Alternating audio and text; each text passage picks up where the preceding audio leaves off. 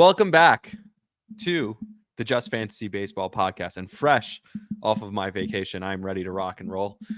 Today is Thursday, I think. I don't know. Everything's getting a little bit confused this week. But we got an awesome episode for you today, as always. And we want to start with some headlines. This one I want to defer to you on. So, Vince, how you doing? By the way, I'm Rami. He's Vince, but all right, whatever. We'll switch that around. There you go. Yeah, so the Cubs moving Kyle Hendricks to the bullpen. I don't think this is the top headline, but as a Cub fan, what does that mean to you as a Cub fan? What does it mean for his fantasy value if he still has any, which I assume he doesn't? No, he hasn't had fantasy value for probably a year or two now. And this doesn't help. It kind of stings as a Cubs fan, but the Cubs have been so good starting pitching wise. Javier Saad's really broken out. Now that we're getting Justin Steele back, obviously Shota Imanaga. So we're not really missing a whole lot. If anything, he's just been a huge killer for us. So it's unfortunate, right? We love Kyle here, and thank you for everything, Kyle, but it's just not a good situation. We don't want to see him pitch. He just gets blown up too much. So it's unfortunate. You know what's interesting? Susan Waldman argued with whoever was broadcasting that day. I think it was my buddy Emmanuel Babari about the phrase, it's a good problem to have. Like, the Yankees have all these good starting pitchers. Who do you move to the bullpen? Everyone's been pitching so well. Who do you move when Garrett Cole gets back? The Yankees outfield has been performing really well. Who do you move when Jason Dominguez gets back? So Emmanuel, cliche, said, hey, it's a good problem to have. Mm-hmm. Sometimes it's not a good problem to have, Susan pushed back. Where do you fall on that? Because I agree. Sometimes it's not a great problem to have, where that means that a guy, Nestor Cortez, could get bumped out of the rotation, or Luis Gil. Look what he's doing. You don't want that arm bumped out of the rotation. If it's Alex Verdugo, you want to take his bat out of the lineup? No, right? So where do you fall on that? I'd rather have that problem than the problem of not having enough guys. And so I think that's what she means, obviously, right? We get that. So right. I also think it's still May, right? Like, a lot of times these problems work themselves out, right? I remember us talking about the Cincinnati Reds. Where are they going to play all these guys? Well, hey, look at that. CES sucks. And Matt McClain goes down with an injury, right? Like, these things just, we talked about it with the Padres. Out. Yeah. Mm-hmm. That's the next headline, right? We talked about it with the Padres. What's happening with Hassan Kim? What's happening with Jay Cronenworth? They just get a rise. Well, Xander Bogaerts is going to be done for most of the season, probably most of the summer. Maybe comes back late August, September. That's what it sounds like. That sucks for me. He's on my fantasy team. It's a huge injury because I thought Xander was going to have a great year. I was high on him from the offseason, and I'm really frustrated by it. Like, this is really, really disappointing that he's, like, it says end of the summer. I mean, but that's August. That's a couple months away at least. So it's frustrating, but like you said, it works themselves out where now, okay, Kim probably moves to shortstop. Cronenworth's probably at second base. And now Arise is your first baseman, and that's it. And that's going to be the lineup for the next 2.5 months. Yeah. I mean, there's some positive news. When your headlines are done, there's some guys coming back that hopefully, there's a lot of guys going down. Xander obviously hurts. I wasn't as high on him anyways. I think you could probably drop him in most redrafts, but there's some guys coming back from injury that hopefully, can give you a little boost if you're out there looking on the waivers. Please hit us. The first one is Luis Robert. He had his first rehab game the other day, and first swing hits a home run. So guy's clearly ready. He's back. I don't know how long he's going to be in this rehab stint for. And obviously the White Sox I don't even know. Can you call them hot garbage? Does garbage get worse as it gets hotter, or is cold garbage worse? I think people say hot garbage is worse. I think the phrase hot garbage means worse than just garbage. Yeah. So the Sox are hot garbage, but he is a gem in that hot garbage. A diamond in the rough. Sure. Diamond in the rough. Yeah. That's another phrase. Another guy, DL Hall, is hopefully going to be coming back soon. He had a rehab start on the 17th. Well, that'll be good because John Means is going down. Oh, wait, he doesn't even pitch for them anymore. He's got traded. Baltimore, right? Yeah, of course. He's with Joey Ortiz in that trade, which people flacked on Milwaukee, but They got two good Yeah, guys out of that, and he was in the Corbin Burns trade. No one calls it the Joey Ortiz trade. I mean, and DL Hall he's a dude, so watch out for him yeah. in the last one I won. No, I remember him, but I do want to get to the John Means thing. But finish your Yeah, list no. of My positive last one is stories. just Shane Baz. He'll be coming Uh-huh. back soon. He started a rehab assignment. Hasn't looked great, right? What does that The mean for stuff's my girl now- Blake Lively? Well, I don't know. I was confused. Can you explain that a little bit to me? I was so Ben Lively, Blake Lively. Is that it? She's supposed to be married to him. I'm confused. No, okay. I didn't. I told you originally, like a couple weeks ago, I picked up Ben Lively because literally I saw B Lively and he was available. He was a pitcher. And I wanted to stream a pitcher. I picked him up and he's been awesome. I haven't taken him out of my he's been really, really good. Either way, I said at the time on the show, it's funny. Haha, Blake Lively, the name Blake Lively, Ben Lively sounds kind of similar. Okay, cool. Then Gary Cohen mistakenly, who's the play-by-play broadcaster for the Mets, one of the best in the league, mistakenly called Ben Lively Blake like multiple times during the Mets game. And the Mets SNY put it out as a video, their broadcast put out a TikTok about it, like just as a joke, like ha ha ha, we called him Blake Lively, and like they put like a picture, and she posted it on her Instagram, like actual like insanely huge actress Blake Lively posted the video of Gary Cohen repeatedly calling Ben Lively Blake Lively on her Instagram, and she wrote, the caption was, how'd you guess, in my spare time I've been like side hustling as an incredible baseball player. That makes sense because I saw the hat. She had the hat on, right? Yeah. Well, that wasn't actually, that was the Photoshop that the Mets did. Right. That makes sense. Yeah. Yeah. Okay. Thanks for elaborating. So Shane Baz is back. I'm happy for him. Yeah. I'm really excited for him. His stuff looks down a little bit, but I'd still be going on buying him. John Means on the IL with a forearm strain. This dude has always been hurt, and it's never like, hey, his wrist is broken, or it's always like a strain or a muscle pull that has no timetable or like method to heal it, and that sucks. Yeah, and it's the same one that kind of left him, a little bit out before around opening day.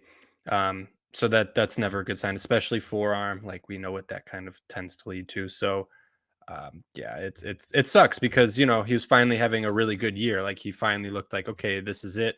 He didn't throw too much, only 20 innings, but the stuff was there, right? And we saw that in a few starts. So it is too bad. Yeah. I will say this is not fantasy related, but we always look at the landscape of the league. When the Rangers fell to 24 and 25, I think that was a day or two ago.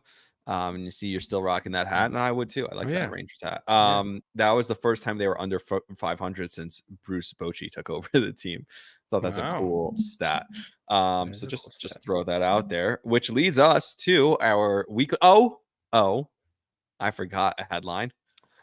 Who do you think is the American League leader in batting average? I know some people think batting average is antiquated and all that.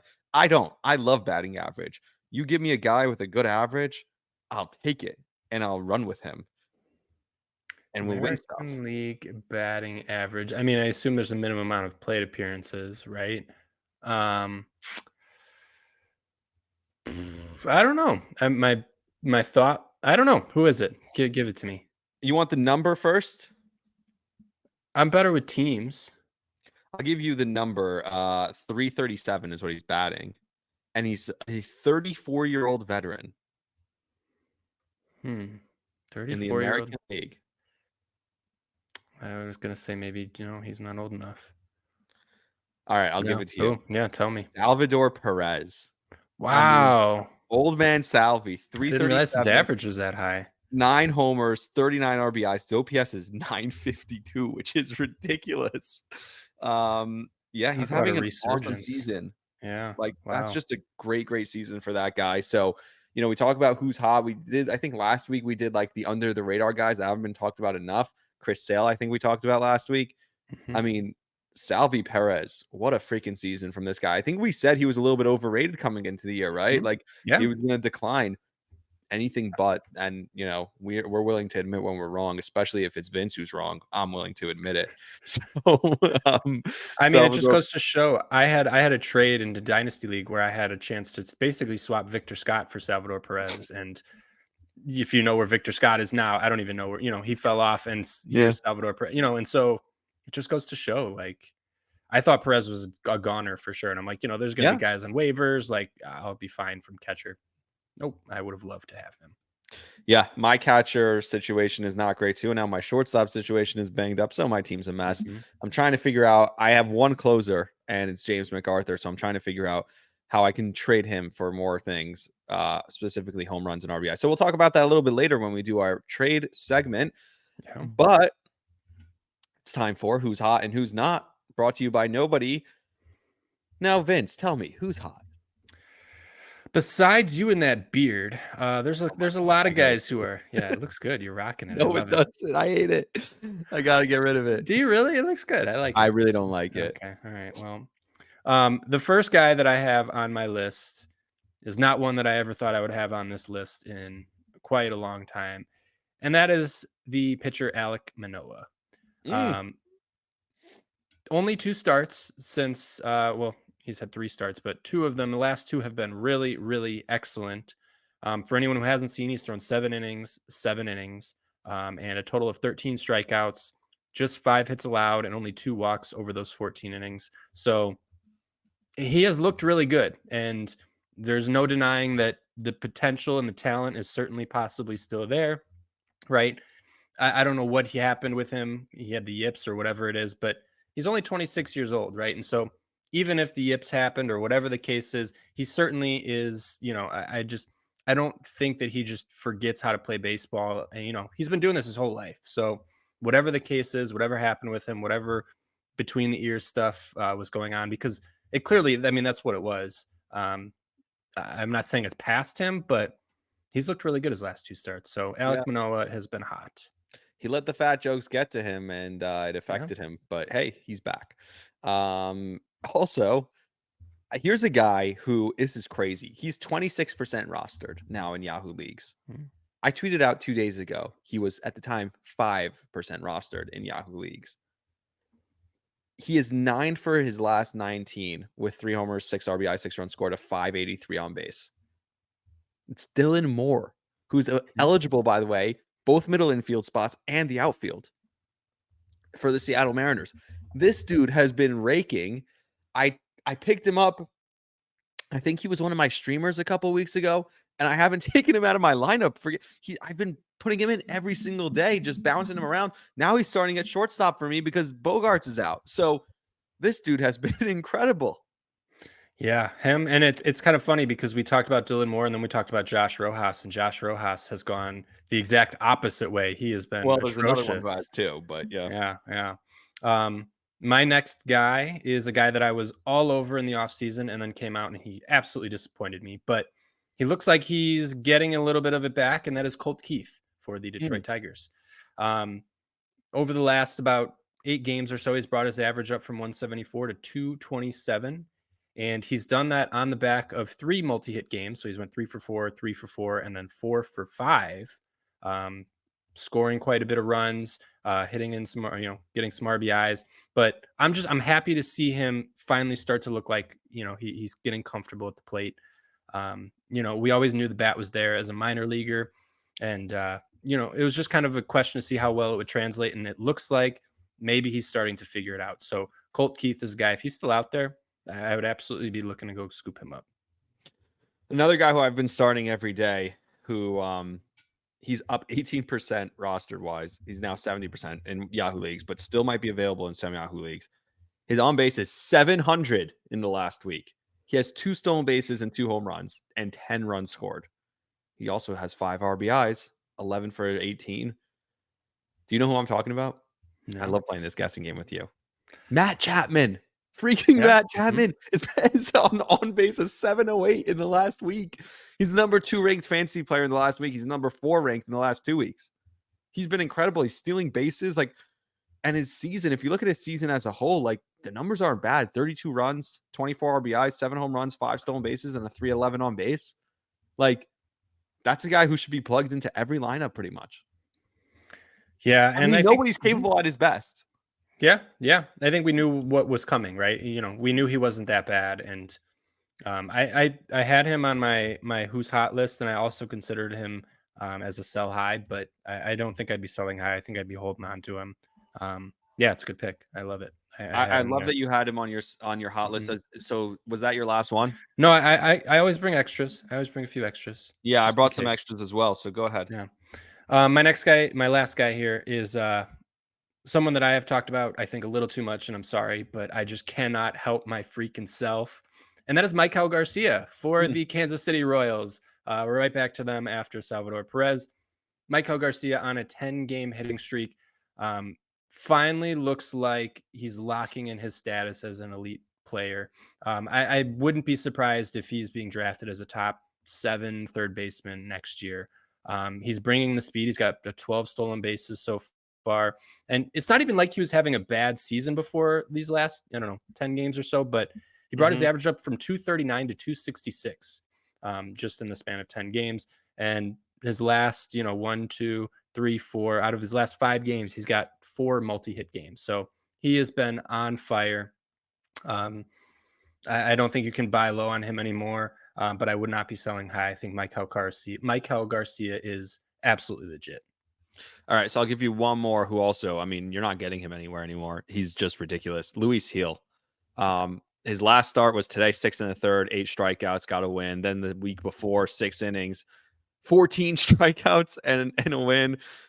In the last month, he's thrown 29 innings, 4-0, 33 strikeouts in those 29 innings, an ERA under 1, a whip under 1, and ERA at 2.15, 2.15. So Luis Gil has been absolutely bonkers for the Yankees over the last month or so. And this is the question where, do you sell high on Luis Gil? Because this guy, I know this isn't the buy low, sell high segment. Yeah, we'll get there in a minute, but yeah, he's probably the odd man out when Cole comes back. And that could be the end of next month. Even if he's moved to the bullpen, he's not going to be returning this value because who knows what his limit is innings wise coming off of a major injury. It's so tough because you want to get as many starts out of him as possible. But if you wait too close to when Cole comes back, he's not going to be worth anything because I don't see who else can come out of the rotation. I know we talk about things change and the injuries. We talked about the Padres. We talked about it, obviously, with the other teams. Right now, it's hard to see who comes out. It's Nestor. It's Clark Schmidt, who's not been as good, but he's been really good and has been in the rotation now. This is his second full year in the rotation. He'll, because of the innings limit alone, might be the reason to put him in the bullpen. Yeah, and not just the innings limit, but and again, I can't say this and mean 100% of it, but he still walks a lot of guys, right? He's got almost a 14% walk rate. Yeah. And again, the results speak for themselves still. He's still obviously going out there and shoving, but at the end of the day, if you're going to put someone in the bullpen, that's something that you look for. Who has the highest walk rate? Well, Luis Gil. But he absolutely has nasty stuff. And, maybe Garrett Cole goes to the bullpen, right? Maybe his time's up. No, definitely. Yeah, exactly. But, maybe as the bullpen coach. Sure. Yeah. Right. But either way, again, it just puts the Yankees in a great spot. But for fantasy, I would be waiting to buy Luis Gil until Garrett Cole comes back, like you said, because you just don't know if he gets moved to a bullpen arm. Or that's exactly when I would be moving in to buy, because again, you never know what's going to happen, right? Nestor's got an injury history. Garrett Cole, who knows how he's coming back. So yeah, Luis Gil, I'd buy him right when Cole comes back. That's cool. That's a good buy low spot for you. Yep. All right, who's not hot? I'll kick us off with one right here, and I couldn't be. I don't want to be mean, but I'm just very happy. Leonis Taveras. You knew I was going there. It seems like from the look in your face, but 2 of his last 17. I think titled the episode last week, "You have to pick up Leonis Taveras." So Leonis Taveras, 2 of his last 17. One of the 2 is a solo home run, but 167 on base is not good. Yikes. So that's in his last week, and then his last 2 weeks overall, 250 on base is just not going to cut it. 2 homers, 2 RBIs. Does have 2 stolen bases, but yeah, from his extremely hot beginning to the month of May, he's now cooled off significantly as we near the end of May. Yeah. And his underlying stuff looks okay. I think, this is just the ebb and flow of baseball, and Leody Taveras, he's probably somewhere in the middle. He's not the hot hitter that we saw, but I don't think he's this bad. Just kind of ebb and flow like that. Baseball My certainly does first, ebb and flow. it does. Yes. Baseball is a yin and yang. Did you see the And kid who they asked what he likes about Paul Skeens no, today? what do you say? They No. asked the kid. There was like a kid, like a child, like probably 9 or 10 years old. I don't know how old kids are by looking at them, but he's anywhere between like 8 and 14, right? But Sure. probably like, yeah, look, probably not 14, probably not 8. It could have been 8, maybe 8 to 13, right? And he's in Okay. the crowd and he's got a painted on mustache like Paul Skeens. And they asked him what he likes Love about it. Paul Skeens, and he goes, "I like his mustache and I love Livy Dunn."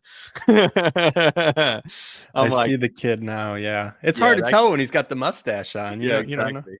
I'm like, That's that funny. kid knows what he's talking about. That's what I like about Paul Skeens too. Maybe in But the opposite order, but you know. definitely in the opposite order. Oh man. Yeah. I don't Um, really like Paul Skeens at all, actually. Go ahead. his mustache actually kind of sucks, but I still love him. Yeah, exactly. No, I'm just kidding. So my first cold has also killed me in quite a few leagues. Thought there'd be at least a high floor here, and it has just bottomed out. And that is Jake Berger for the Miami Marlins. Thought he would be coming back from injury and at least being an average player, and he's just been anything but. His average right now is 164, just 3 home runs on the season. None over the last 10 games, just piling up the strikeouts. It just does not look good. OBP of 200. So it's unfortunate. I had not like extremely high hopes for Jake Berger, but I at least thought, okay, there's a safe floor here. What is floor in fantasy baseball? Nobody knows. And Jake Berger has killed me. So that one does hurt. Jake Berger is ice cold. I agree. He was someone who I was looking at that, like, I want to pick him up. I want him to be good. I'm looking for homers in my league. And here's a guy who started off really hot and everyone was talking about. And I think we even mentioned him a couple weeks ago. So I always like to bring up these guys, as you know, if you've listened to this podcast, who, we talk about, we have to follow up on them, because sometimes we're like, oh, well, I heard on the Just Fantasy Baseball podcast that Ryan Jeffers is one of the hottest players in the league. Well, not anymore. I'm sorry. He was one of the hottest players in the league, but now he is 2 for his last 22 with no homers. He does have a stolen base, only 1 RBI, 200 on base in the last week. He's the 549th ranked fantasy player. And then in the last 2 weeks, he's the 235th. And another guy who started off May so hot. Like, he's still the number 43 ranked player in all fantasy baseball. He was number 29 for the month. So like his month, if you look at his stats from the month of May, 350, 7 homers, 13 runs, 20 RBIs, like great numbers, but none of it came in the last 2 weeks. So he was hot really the beginning of the month and the end of April, but he's cooled off significantly. And the problem with a guy like him is you wonder, is he just, coming back to the mean of who he's been his whole career? And was that little stretch a little bit of a mirage? And the problem with league to league weeks, the problem with head to head league to league weeks is it's not cumulative, your stats. You need to like a consistent delivery every week. Like, I had 4 home runs last week. If I had 5, I would have won the week, but I tied the week because I had 4 and he had 4 also. So far this week, I have like 12 and we're only on Thursday. So like, it's weird. Fantasy baseball head to head is kind of stupid if you really think about it. Like, Yeah. the Roto is better the way way to to do go. it is probably to Mhm. do the cumulative stats. But like, unfortunately, most leagues and probably people listening are probably doing a head-to-head league. And so you have to stay up on top of every single thing every week. Who's hot, who's not. That's why we do this segment. Yeah. Yeah. I don't do enough roto leagues. I need to start doing it because My most of mine are head to father, head. who got me into fantasy, and he was in the Fantasy 411 league, which is like with the MLB, the official MLB league. He was part of that league. There's 12 people in the world who are part of the official Major League Baseball league. And a couple of the guys work, most of the guys worked for Major League Baseball. And then there was my dad. And of course they did a roto league. Like, they didn't do head to head. And Yeah. he always told me, he's like, oh, it's ridiculous. You know what I mean? They did a Mhm. 7x7. So I'm not sure what the 7 categories were, but it was like 7x7 roto league. And he's like, that's how you do it, man. This is Yeah. whatever. My next guy who's cold is another one. I find these guys, and I'm gonna be honest, right? When I miss, sometimes I miss, right? It happens. We're on so many guys that, um, you know, They don't all work out. And this one has not worked out. He actually has not worked out so much that he was sent back to AAA. And that is Jack Sawinski for the Pittsburgh Pirates. And it killed me, right? Last year, he had 26 home runs, 13 stolen bases, and he hit 224. So, we would have liked to see the average a little bit better. But for a guy who, right now he's 25, so that was his age 24 season. That's pretty good, right? And we expect modest increase of some sort, whether it's the average, maybe he doesn't have as many home runs or he just not as fast, whatever. But he's been atrocious, and he was sent down. He finished with an average of 174, 4 home runs, 5 steals. So hopefully some time in AAA can figure him out. But he was drafted in 94% of Fantrax leagues. So it wasn't just me that was on him, right? Like, he was a highly drafted player, and average draft pick of 200, about 200. So it's kind of killed me, Jack Sawinski, and hopefully he can figure it out. But right now he is ice cold and needs to probably be dropped. My last one is a guy we've talked about before. In the last month, he has 1 home run and 0 stolen bases. 0 in the last month. And that's Corbin Carroll. What? Does Corbin Carroll suck? I don't know. It hurts me. It hurts me so much. I don't know. Well, and you could say the same thing about, for him. No. Honestly, should I be trying? There's this guy who owns him in my league, has been hounding me for 3 days now about trades, and it's like, dude, I have other things in my life, like really. And I got to talk to Vince before I can sign off on any trade. Like, this guy, I mean, he's hounding me for trades, and he has Corbin Carroll. Maybe I should just try and throw Corbin Carroll into a trade. It's so hard because, I mean, you're going to get such a wide range of what people think he's worth right now.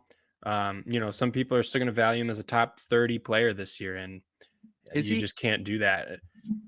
You don't know, right? I mean, I don't think I would value him there, but I still think he has, because of the upside. I mean, he has the upside of a top 5 fantasy player, no doubt, right? Yes. So to value him any lower, I think, than maybe a top 100 player, I think is foolish.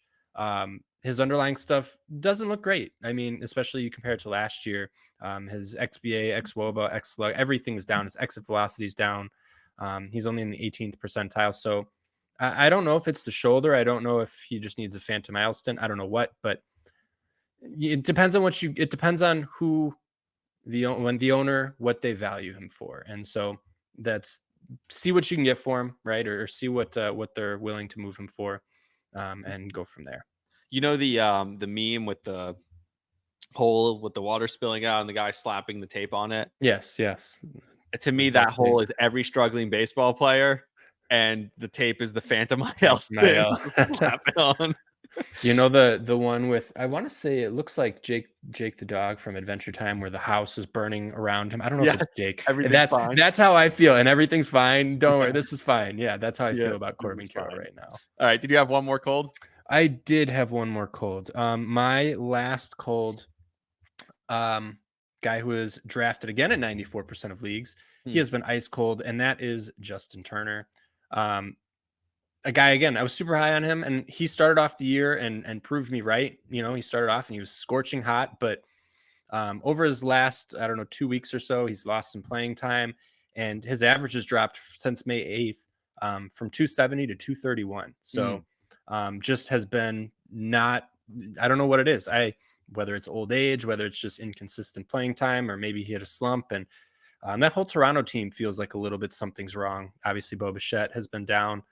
Vlad's, seems like he's picking it up. But Justin Turner has been cold, and that's no fun. We don't like seeing players get cold, especially fun guys like Pop-Tart, like Justin Turner. We love him. A guy who actually homered today, so I generally try to leave those out, but just wanted to mention him. Adolis Garcia, he's getting on base the last 2 weeks at a 198 clip. That's not great. 189, sorry. Just figured I'd throw that out there. Yeah. Let's move on to the buy low and sell high. We'll tell you who we think you should buy low on, and who you should sell high on. Who do you have to buy low? My buy low is a guy who just came off the injured list not too long ago. And I think most people see his surface stats, and they see what they maybe anticipated from him, and it's not going the way that they had hoped. And that is Zack Geloff for the Oakland Mm. Athletics.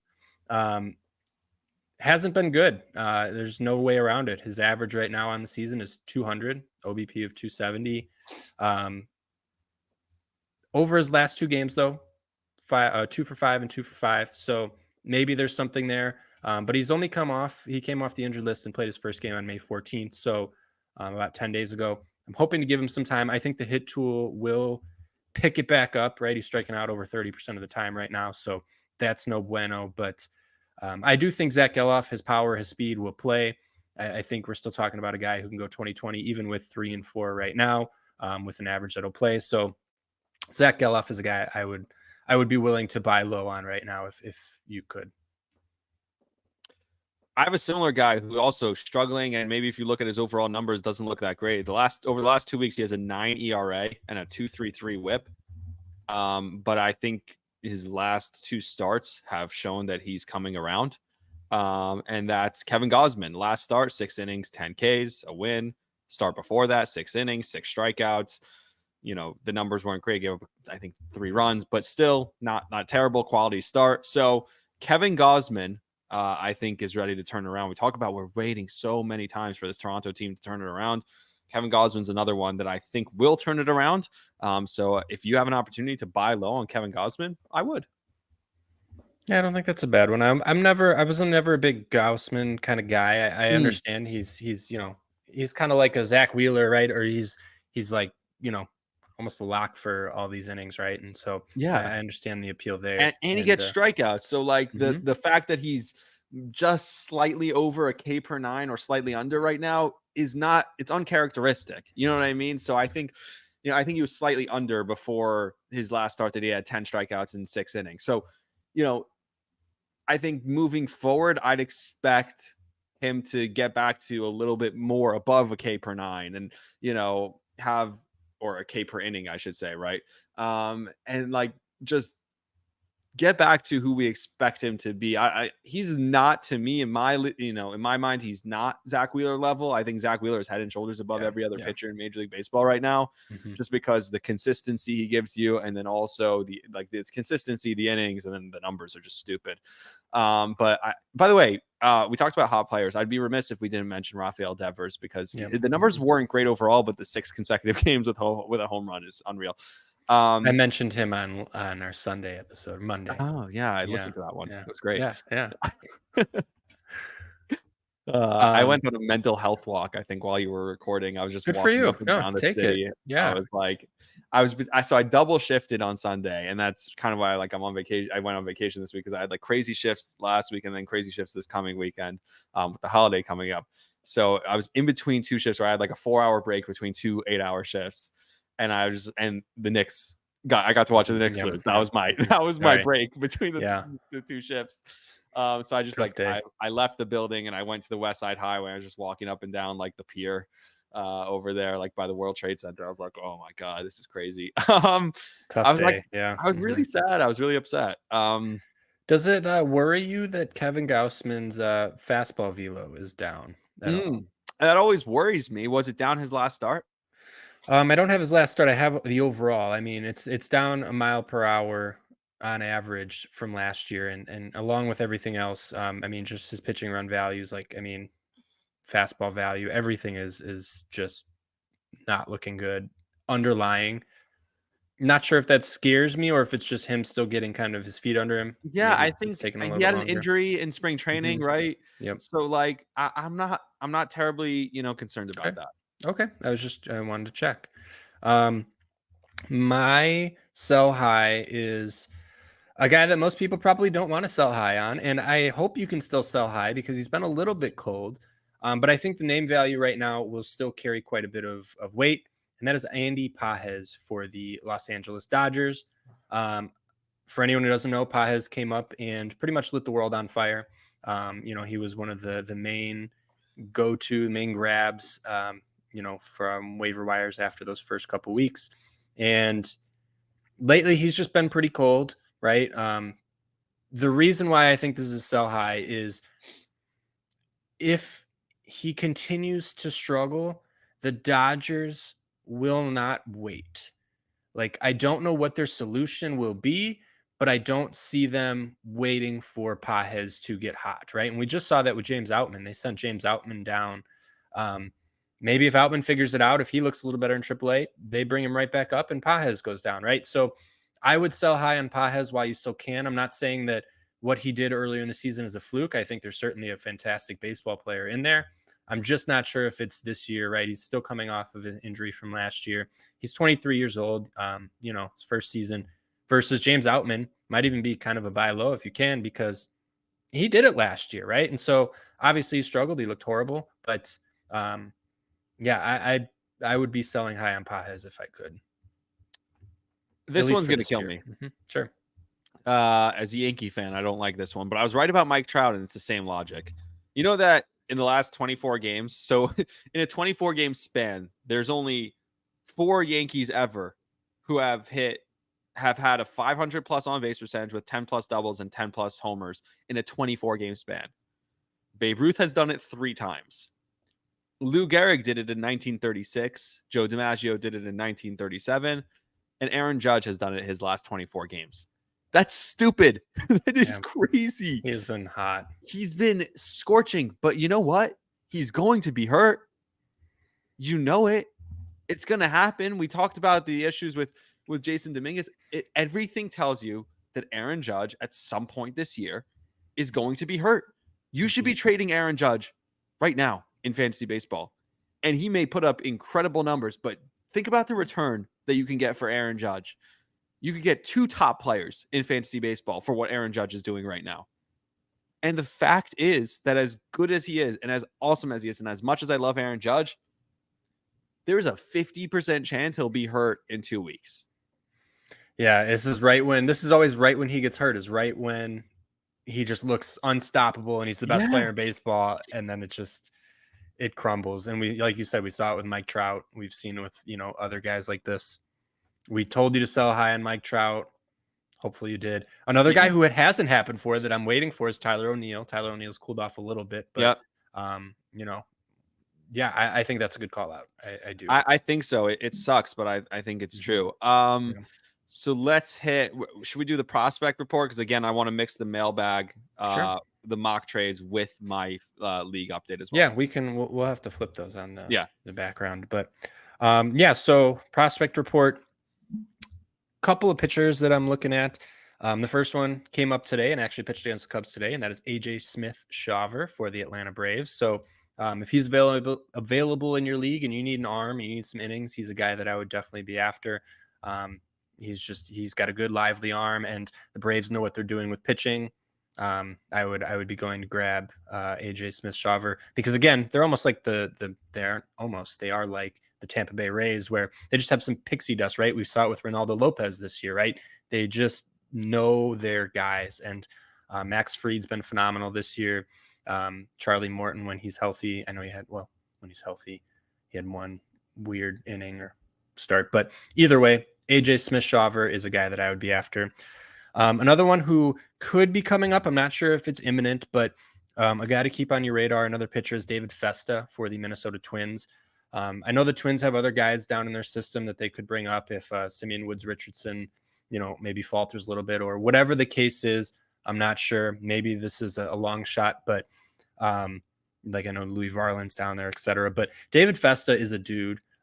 He's walking a few too many guys right now, but if he can figure it out just a little bit and the Twins realize, hey, maybe we need an arm, he's a guy that I would certainly be looking at because he's been very, very good down in the minor leagues. His surface numbers look phenomenal. Some of his underlying stuff is great.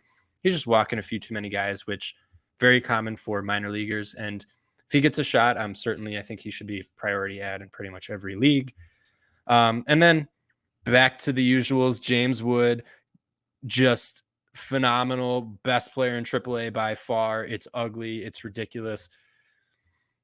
It's unfortunate because Rami, as good as James Wood is, I'm not going to pick him up. I don't believe that he's going to come up. I just don't. Yep. And it's unfortunate because he would come up and be, him and Abrams be the 2 best players on that team. But they've said, we're not going to budge on our plan. Now, some people may think that he's going to force their hand and they're going to have no choice, but teams tend to, especially I think the Nationals, they'll probably be patient. And it's unfortunate, but if you want to wait, not waste, if you want to use the roster spot and take the gamble, I understand. And then Carson Williams has been phenomenal as well for the Tampa Bay Rays. He could get a call up here soon, and same with Junior Caminero. The Rays' future looks bright, and all three of those guys could get called up any moment. But I would say Caminero and Williams have a shot before Wood does. All right, that brings us to kind of help me out with my league / mailbag trade. So we do have a mailbag one. We'll get to that in a second. We also have a trade from my league that was proposed to me. So this guy really wants Spencer Steer for me. Now, my problem is I need home runs. Where I'm really strong is starting pitching because I've been rotating guys in and out. I don't get saves. I'm pretty much punting on that category. So I'm trying to get rid of James McArthur. So he's like, oh, great. I want Spencer Steer. You're trying to get rid of James McArthur. I'll give you Berrios, right? Jose Berrios, who's been a solid starter pitching, add a strength to a strength for me. Brandon from the Arizona Diamondbacks. Not sure how to pronounce his last name. Brandon Pfaadt. Yeah. Jose Berrios and Brandon Pfaadt. Yeah. And then Michael Busch. I mean, to me, I don't like the trade because Steer has less homers than Busch, but he's got better on base, better RBIs, better runs scored, and a hell of a lot more stolen bases, which is a good category for me. And I've been doing well in that category, so I want to maintain that. And I understand I have to give to get, but like the two starters are solid and it would add to strength for me. But like I need to try and win some other categories. I'm good in the pitching categories. I'm trying to get those home runs up without killing another category. The only category I really am willing to move off of is those saves because I haven't been winning the category anyway with just James McArthur. Yeah, there's a lot to unpack there. The first thing I want to tell you, Rami, and this goes for anyone, if you're working on a deal, maybe be a little more, let's keep your cards close to the chest, right? For example, you telling him that you want to move James McArthur, maybe don't tell him that, right? See if, I have James McArthur, I could give him up, make him want James McArthur, because if he knows that you're just kind of get rid of McArthur, like you're close to, I don't know if you're going to drop him or whatever the case is, but I'm not going to drop really him. Don't want him. He's good value for me still. Yeah. I tend to try to play those things close to the chest, right? And if there's a guy on his team that you want, maybe don't bring him up first, right? So there's some trade strategy that maybe we problem is with this guy, I've been bombarded. I haven't been telling him anything. I've just been getting texts for 3 days straight about fantasy trades. And I'm like, dude, my God, like I love fantasy baseball, but stop it. Like, there's a few guys that I know that they just send and send and send. And it's like, okay, I get it. Overall, again, I think the Michael Busch thing is, you mentioned Steer has fewer home runs than Busch. Busch has only good home run total because of that stretch of 5 games or whatever. Right, 5, early in the year. Yeah. That was it. And so he's been ice cold since then. So I wouldn't even I would take that with a grain of salt. And here's the other thing. When you talk about like kind of the strategy behind it, like playing it close to your chest or whatever, this guy is one of those people who like talk and bother you and tell you why it's such a good trade for you. Like you're actually convincing me that's a bad trade when you're telling me how great the trade is for me. Yeah.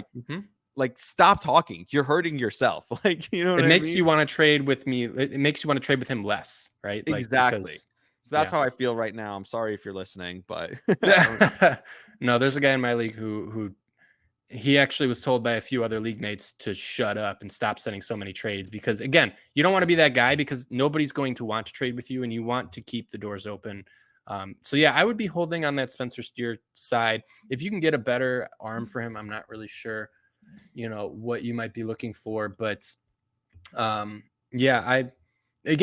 it sounds like you need power, right? You need some power. Yeah, like I have Freddie Freeman, obviously I have Bryce Harper. Those are both guys who get me everything but a lot of home runs. Yeah. And maybe you can find a low batting average type slugger. I don't Right, know so I if was looking at a guy like Justin Turner, but he's been so bad lately that like I'm like, what, you can get But maybe. think I about mean, it: Alec Boehm, yeah, Steer, Freeman, Chapman, Harper, all guys who have like been performing really well for me across the board, but in that home run category. yeah, and it's this is again where team balance comes into play, right? Trying to figure out, okay, I have power. What do I need?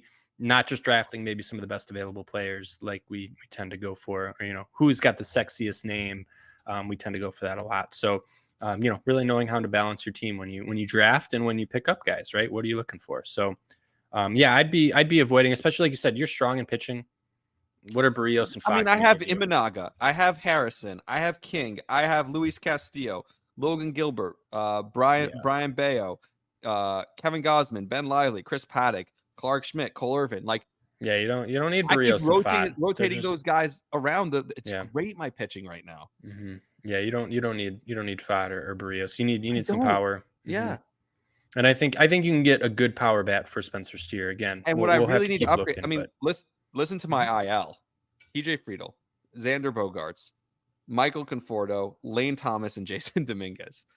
I mean, it's 5 guys that I'd plug in Mhm. that would be like good hitters. You know what I Yep, mean? That are yep. all sitting there hurt on my bench. So, I could upgrade the Glaber Torres spot who hasn't given me much. I could upgrade the Colton Cowser or Joe Adele or Evan Carter spots. You know what I mean? Yeah. Um, I might even consider trading Evan Carter because um, I have a friend who really likes him. You know what? I'm gonna see if You I can try you and. know who also might not be a bad target if you need power? It would be like an Isak Paredes. Yep. Um, I wasn't a big fan of him, but he just keeps doing it. So, Yeah. um, All right. I'll look around. yeah, I'll see who yeah, has him. him. Now, remember I told you to sell high on Seth Lugo? Well, somebody Yeah. wrote why. He dominated. What are you Oh, he talking did. about? Why? I don't know. I don't care. I still think sell high on him. So someone took Nope, my you're advice wrong. and did sell high on him. And he Okay. wants us to grade the trade. He wants me to Sure. grade the trade, I guess. Sure. He gave up Lugo and Carlos Correa Okay.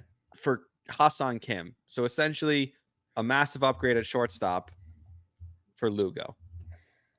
Yeah, I think it depends on, He you said he know, has a lot of pitching, so he that was a bonus for him. if it does, I get it. I'm not upset by that. If you need, some speed like Kim can bring, I understand. And I think, if we're drafting again, Kim and Lugo probably go in the same spot. I'm not sure how big the league is for 12 Carrasco team. to be 12 team. Okay. Then yeah, I'm not too worried about the Carrasco part of it. Yeah, I think it's a good trade.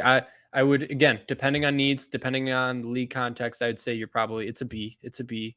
Because again, maybe you give it an A, but I do absolutely love Seth Lugo. Think Seth Lugo. He throws an 8-pitch mix, which like that's like you Darvish-esque. Like he Yeah. has so much to offer, and he's up there in age. I don't know where this comes from, but the Royals did it with Cole Reagans. Seth Lugo looks like I'm he's just more of a skeptic legit. than So you are. yeah, and I understand that. And because he's one of those guys that hasn't been around, but his last 2 starts, 12 strikeouts and 10 strikeouts. I mean, his ERA in the season 1.79. Like, I'm not saying he's going to be this good for the rest of the season, but it's looking very good. So, but I think that's a good trade. I think the Ha-Sung Kim is a lateral move. So I'm not giving an A. You don't upgrade, but at the same time, yeah, it's a good move. Okay. Any final words before we send the folks off for their long holiday weekend? No, I don't think so. Enjoy Memorial Day weekend. I'll be working. The Yankees are on the Baseball's West been Coast, fun. so I'll be working the Yankee game like late Saturday night Oh yeah, yeah. into early Sunday morning. And tomorrow we have our big kickoff to summer show. If you're local, if you're in New York, come down to DJ's in Belmar, party with the WFAN crew for, 9 hours straight. More than that. It's more than that. It's like, I think it's 12 hours straight that we're just doing live shows at DJ's in Belmar on the Jersey Shore. So check that out. It's fun. We're right on the water. We set up a stage like right across from the beach. So that's fun. And then Monday, I'll be producing the midday show which is I think Mark Malus is filling in. So yeah, it's gonna be a fun week. Yeah. All right. Well, enjoy the nice weekend and go Cubs. Yeah, I'll talk to you either Sunday or Monday. We'll figure it out with Yeah. Well, weekend plans. But yeah. Sounds talk to you good. then. All right. All See right. ya. Have a good weekend.